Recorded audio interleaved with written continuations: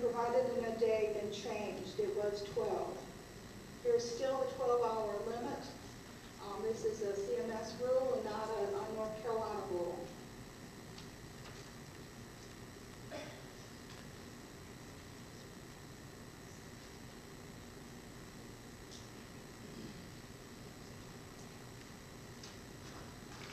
Can a vehicle adaptation be used to pay for a modification of a new vehicle that is already modified?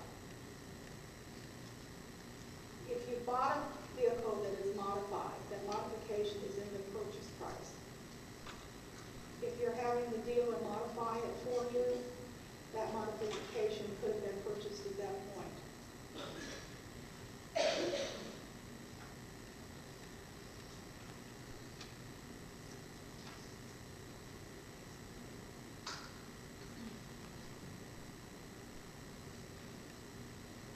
Answered that one.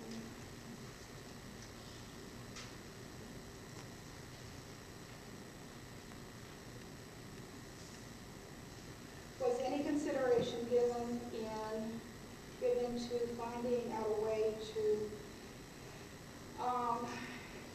add Western Highland Network other than 1-3, so that there would not have to be two transitions to two waivers? We actually asked CMS if we could do that, and CMS says that this is a statewide waiver except for when the DC waiver is, and they would not allow us to allow certain portions to be under the old waiver and certain portions to be under the new waiver.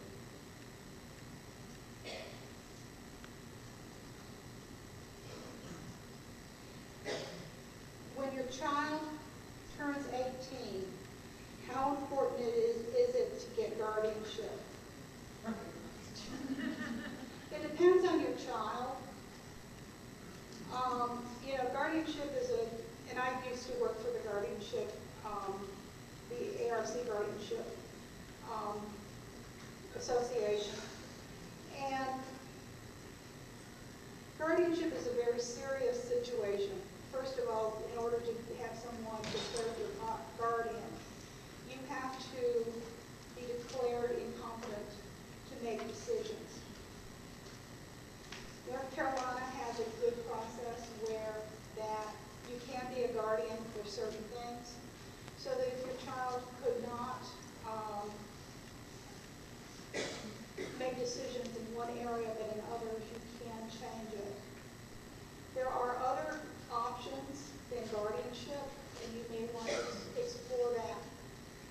However, the main thing that people need to remember is that it's important as far as who will be making decisions for your child. If your child can't, who will?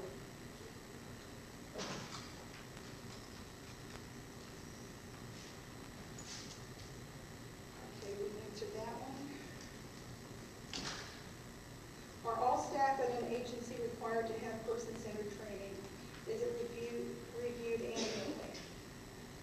Staff who are working with individuals, QPs, targeted case managers will be required to have person-centered training. Reviewing annually, we haven't decided that part yet. What happens if a worker does not make a 10% progress in a given year with supported employment? What we are trying to do with supportive employment, supportive employment is supposed to be to help individuals receive jobs in the competitive workforce. There are two things that happen with a competitive workforce. There has to be the individual's buy-in to the program. There also has to be the agency's buy-in, whoever hires the individual. What we are seeing is that individuals have been on supportive employment doing the same exact thing for 5 years. That was not the purpose of supportive employment. The purpose of supportive employment is for the person to eventually be able to work in competitive employment with minimal supports. The team needs to look exactly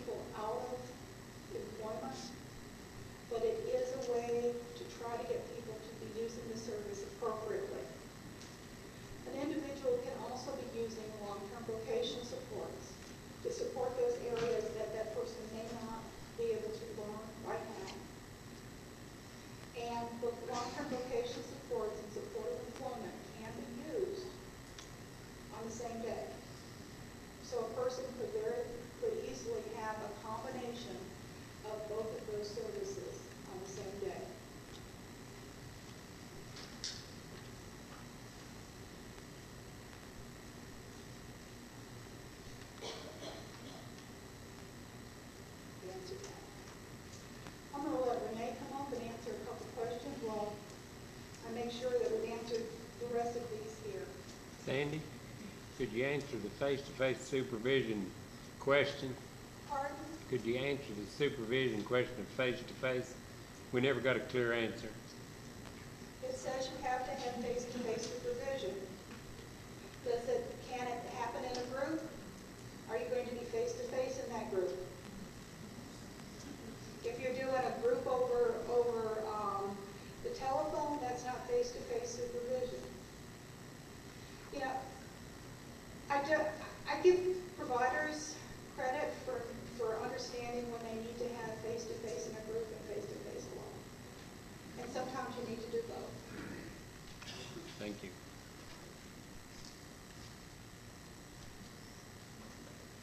I only have a handful of questions.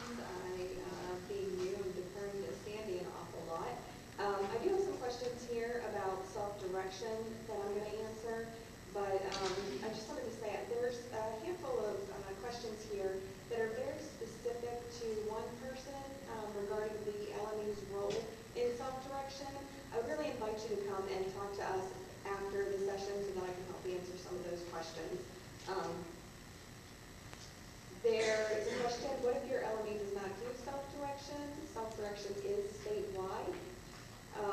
What legal rights does self-direction have if the LME will not approve what the client wants? I assume that that's talking about the UR vendor. People who self-direct have the same appeal rights as anybody under the CAP IDD waiver. If employer of record is one group, how is that self-directed? What the employer of record does is it really fills that role of paying taxes and making sure that workers' comp is in place. These are things that somebody who is directing their own services is not going to be able to do or want to do anyway. It's just an additional safeguard to make sure that the money is handled. You can't really pay the full rate for someone. The rate is $20 an hour. That's what you're going to pay your worker because you have all those taxes to pay as well as workers' comp. Right. So you have to think about that when you're telling someone that you can give them the entire rate. Well, you can't. Business-wise, you can. Right. Those things are factored into that, yes. There are also a lot of questions in here about self-direction in the BC waiver, and unfortunately we're not able to answer those today, and I apologize for that. Self-directed options says you will decide which services and supports you need, and how does this differ from person-centered planning?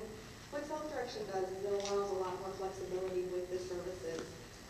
It gives you an opportunity to be more creative. It adds in the individualized goods and services, so there are additional options on top of that.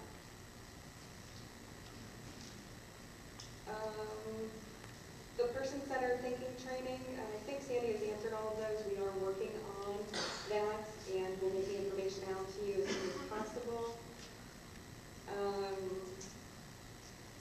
A lot of these questions are repeats. Habilitation for children in school, if the max hours is 20 per week, does that mean that the person only has 5 hours of home and community supports for Saturday and Sunday? It is a 20-hour limit. I'm assuming that this means if they're getting 3 hours a day, Monday through Friday, that will leave 5 hours for Saturday and Sunday. That's a BC waiver question. The DSM-4 does not reflect a change in changing to IDD, intellectual and developmental disabilities, as opposed to mental retardation. It is anticipated that the newest revision of the DSM will include IDD as opposed to MR, but that has not changed yet. There has been a number of delays with the new DSM. CAP UR review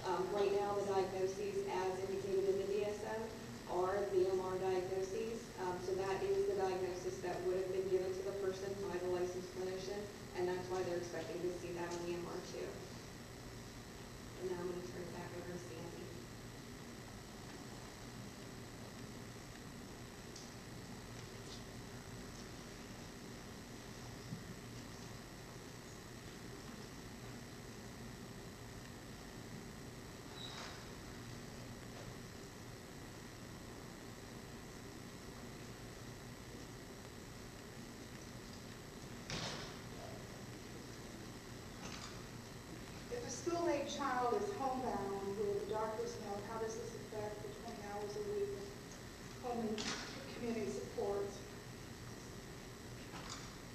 We really need to look at why that child is homebound with the doctor's note. If the child is homebound because they are ill and cannot attend the rehabilitation provided in school, should they be receiving rehabilitation at home?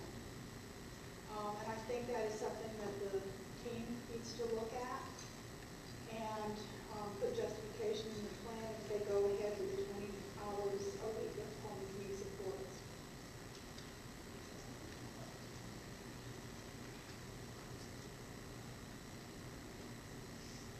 If a child is in year-round school, how do they handle the 20 hours a week? When the child is not in school, they can receive more than the 20 hours a week.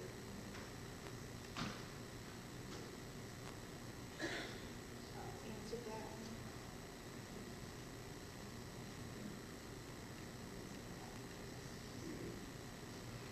What are the residential supports direct care requirements, a one-on-one or group? Again, by the end of the week, we should have something out to you on that one.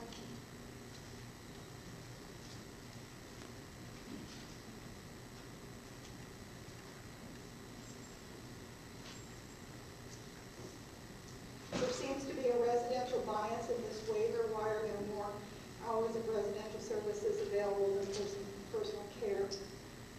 You're looking at a grid that is not being used.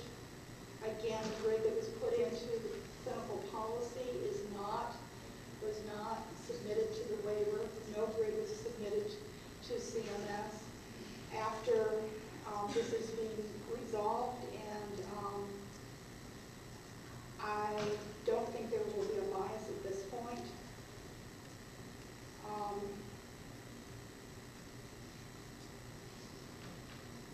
Can a guardian of a child